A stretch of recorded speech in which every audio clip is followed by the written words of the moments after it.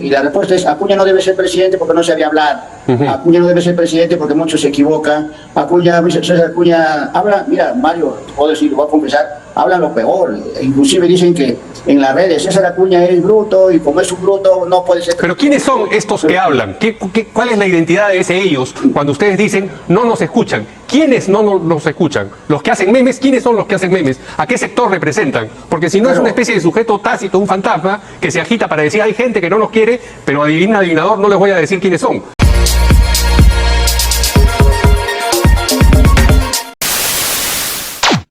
Ha aparecido, usted habrá visto hoy una encuesta, una nueva encuesta de Datum en la que usted aparece, bueno, en el 8º lugar. Cierto es que con un segundo lugar en el que hay una especie de explosión demográfica, hay un montón de candidatos que están en el segundo lugar. Pero ¿qué tiene usted que decir de ese porcentaje? ¿3%? Mira, sí, adelante, por favor. Mira, creo que entre de 7 a 3% prácticamente hay un empate técnico. Tenemos que reconocerlo que Johnny Lizcano, de hecho, va a pasar a la segunda vuelta.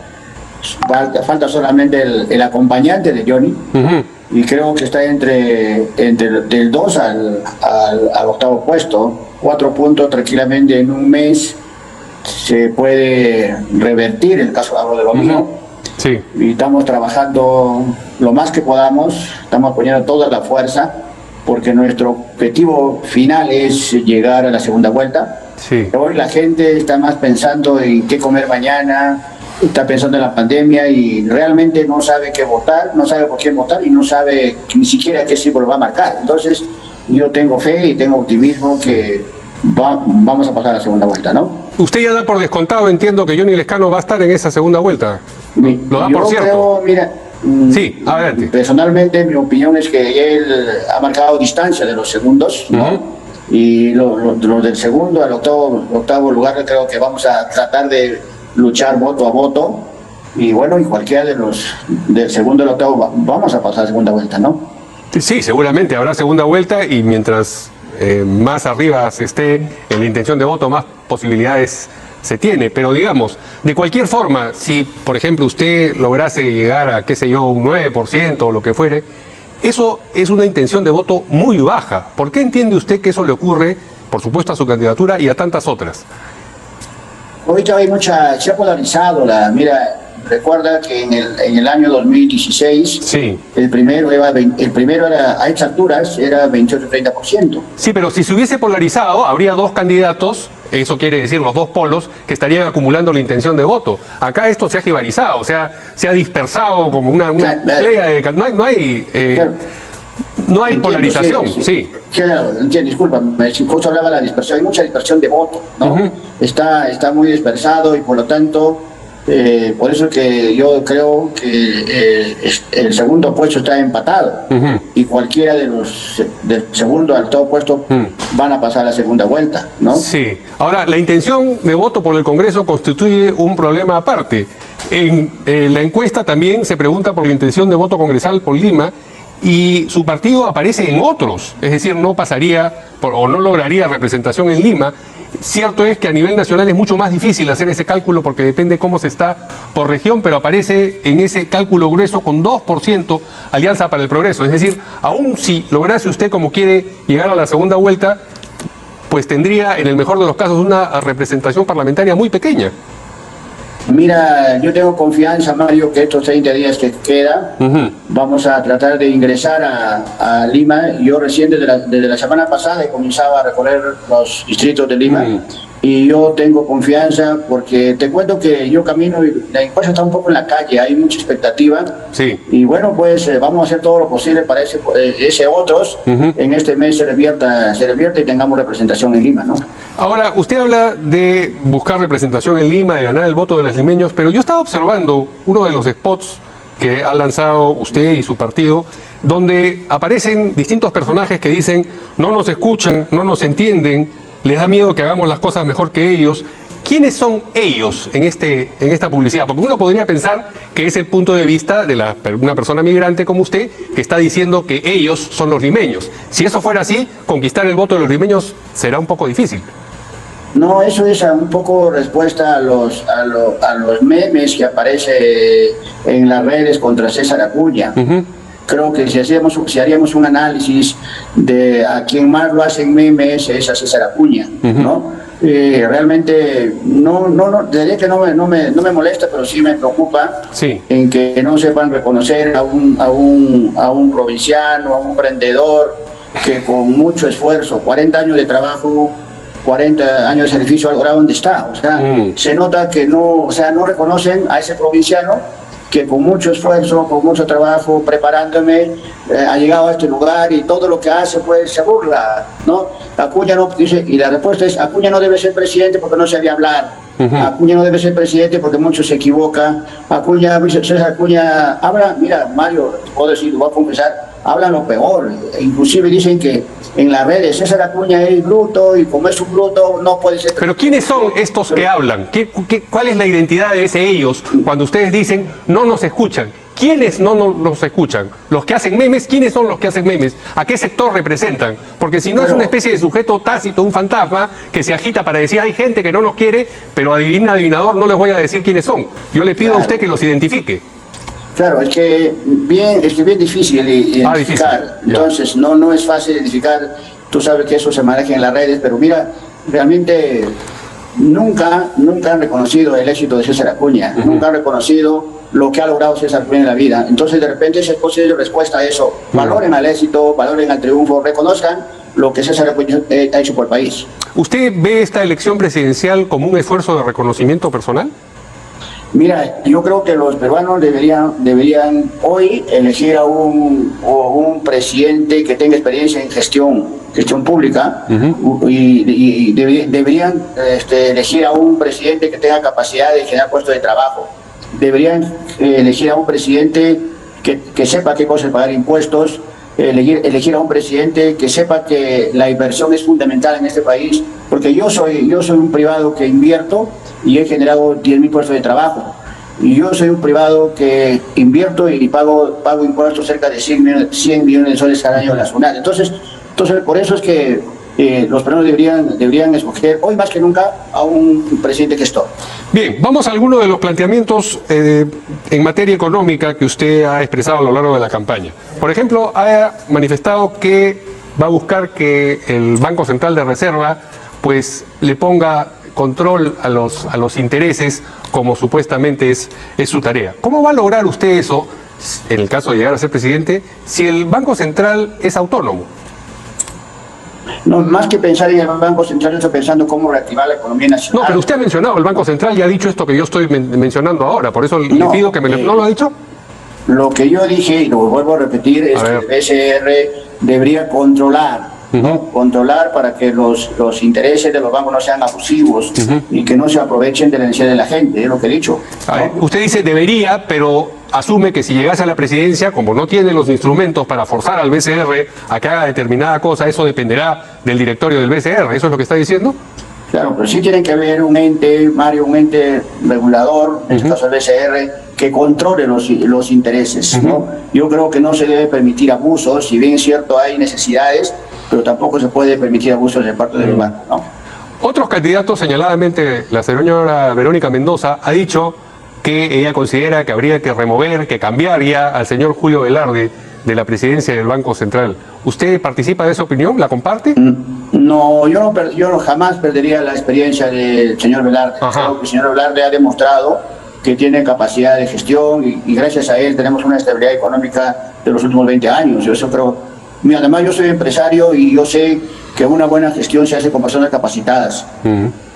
Bien, he escuchado en otras entrevistas suyas que usted ha dicho que el primer día de gobierno usted habla con el ministro de Economía, le pregunta cuánta plata hay y que toda esa plata va a ser invertida. ¿Se refiere usted a las reservas nacionales? No, me estoy refiriendo al presupuesto aprobado en el año 20 para el 21. Pero si ya está aprobado, ya está asignado a determinados fines. ¿Cuál sería el cambio en ese sentido? Mario, tenemos que ejecutarlo. Tiene que haber un presidente que se reúne con los ministros y le diga, tienen que invertir todo el dinero. No quiero dinero guardado, quiero dinero invertido porque es la única forma de generar puestos de trabajo. Hoy más que nunca la gente quiere trabajar. De acuerdo, pero si usted está hablando del presupuesto, cuando el presidente elegido en este proceso electoral llegue el 28 de julio, el presupuesto por lo menos para ese año ya va a estar asignado. El margen de juego que tiene quien está en el Ejecutivo es muy estrecho. Pero tiene que haber decisión política de inversión pública. Pero no solamente vamos a concentrar en inversión pública. Yo en el mes de septiembre me voy a reunir con los privados para que inviertan lo más que puedan, porque yo como empresario sé que si queremos generar puestos de trabajo hay que promover la inversión. Sí. Y si queremos generar impuestos para el Estado, tenemos que generar la inversión. Y no solamente voy a aplicar la inversión privada, también voy a aplicar la modalidad público-privada. Yo tengo experiencia como alcalde, yo hice muchas obras en Trujillo con la modalidad público-privada, y además voy a promover la inversión de obra por impuestos. Mi experiencia como alcalde también me dice que sí se puede hacer muchas obras aplicando la modalidad obra por impuestos. En ese sentido, tenemos que entender que si nosotros no reactivamos la economía nacional, todo se va a cargar en las inversiones. Hoy más que nunca necesitamos dinero. Hoy más que nunca tenemos que salir de esta crisis. Menciona usted que va a tratar de persuadir al sector privado de que invierta también para generar empleo, por supuesto. Ahora, usted, que pertenece al sector privado, sabe muy bien que lo que persuade a las personas, a los agentes económicos a invertir, es, entre otras cosas, la estabilidad jurídica, la certeza que tienen sobre determinadas reglas de juego que no van a ser cambiadas en un tiempo, porque entonces pueden calcular cómo revertirá o no su inversión. En ese sentido, por ejemplo, ¿usted piensa hacer modificaciones en lo que concierne a la tributación, a la manera en que se recaba impuestos y a quienes se les cobra esos impuestos? ¿El impuesto a la riqueza, por ejemplo, es una opción en la que usted está pensando? Yo no voy a apoyar impuestos a la riqueza. Ajá. Basta ya los privados que pagamos impuestos, y esos impuestos nos ayuda a tener recursos para el Estado peruano. Con nuestros impuestos se paga sueldos de los maestros, se paga sueldos de los médicos, se hacemos obras, mejoramos la educación. Creo que al contrario, más que estar pensando en pagar impuestos, de incentivar el impuesto de riqueza, tenemos que pensar en darle estabilidad política a este país, yo coincido contigo, estabilidad jurídica a este país, y darle tranquilidad, porque yo creo darle seguridad, que los que vengan a invertir vengan a ayudarnos a crecer como peruanos. Ahora, menciona usted la estabilidad política, y eso nos lleva a pensar en la historia política reciente, donde ha habido, por un lado, la utilización de la vacancia presidencial y por otro, el cierre del Congreso.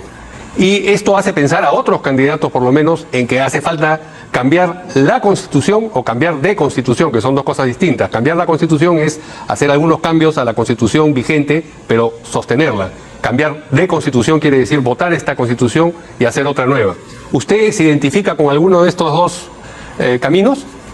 Mira, Mario, primero, nunca más enfrentamiento entre el Congreso y el Ejecutivo.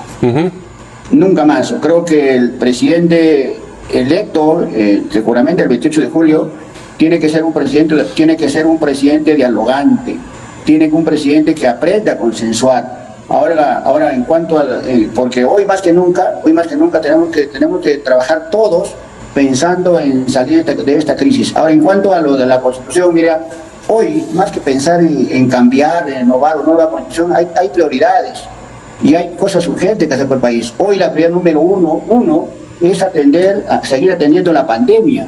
La otra prioridad es reactivar la economía nacional. Y la otra actividad del presidente es generar puestos de trabajo. Hoy por la pandemia,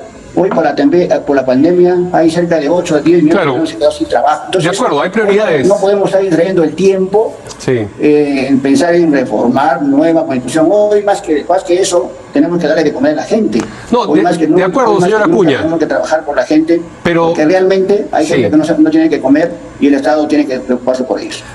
Pero así como usted presenta la situación, parecería que pudiera ser que fuese interesante cambiar la Constitución, pero no hay tiempo porque hay que hacer 2 o 3 cosas urgentes. Lo cierto es que quien llega a la presidencia y al Ejecutivo tiene que hacer 20 cosas al mismo tiempo. Por supuesto hay unas más importantes que otras, pero tiene que hacerlas todas. Yo lo que le estoy preguntando es si dentro de esa prelación de orden de importancia de las cosas, de las tareas que usted acometería desde el gobierno, está contemplado el cambio constitucional o no. No por falta de tiempo, sino porque le parece pertinente o no le parece pertinente. Voy a hablar como dicen los jóvenes. Ya la Constitución del 93 ya fue. Ya fue. Tenemos que reformar la Constitución. Y esto va a depender mucho de las nuevas bancadas que juramenten el 28 de julio. Va a depender de ellos, no va a depender del presidente. Entonces, yo creo que las nuevas bancadas tienen que escuchar lo que dice el pueblo. El pueblo está pidiendo bien que se reforme o bien que se haga una nueva constitución. Por lo tanto, nosotros como partido, nosotros como gobierno, vamos a apoyar lo mejor que sea para el país. Nosotros tenemos que apostar por un país a futuro, y pensar por un país a futuro es pensar en reformar o tener una nueva constitución. Sí, bueno, pero el pueblo, como usted dice, es, digamos, una formulación abstracta. En realidad, el pueblo está conformado por montones de individuos que piensan parecido a propósito de algunos asuntos y piensan distinto a propósito de otros. Eso se expresa, por ejemplo, en la intención de voto tan dispersa que existe en este momento. De manera que decir lo que nosotros vamos a hacer es lo que dice el pueblo es una manera de salir del aprieto en este momento, pero en realidad no está diciendo mucho de cómo van a proceder en la eventualidad de que sean gobierno. Vamos a apoyar, vamos a respaldar lo mejor que sea para nuestro país. Lo mejor. ¿Y quién decide qué es lo mejor?